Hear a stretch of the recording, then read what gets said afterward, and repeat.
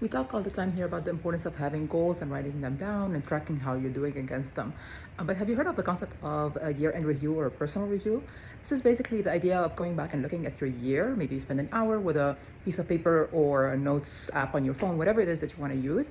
But you take time to go and think back about, what were some highlights from your year? What are some things that went well, things that you're really proud about? What are some things that maybe didn't go as well, either goals you didn't reach or challenges you faced that you were not expecting? And think about how you handled them, how you dealt with it, what you learned from it, and maybe how you could do it better in the future.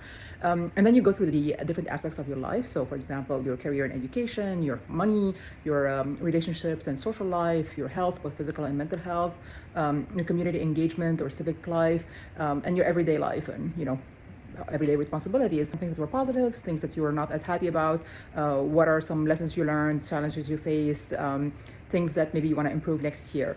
And lastly, don't forget the little moments, those little moments that bring you joy in your life, that you really want to take with you for next year. So things like, walking the dog, going to the movies with a friend.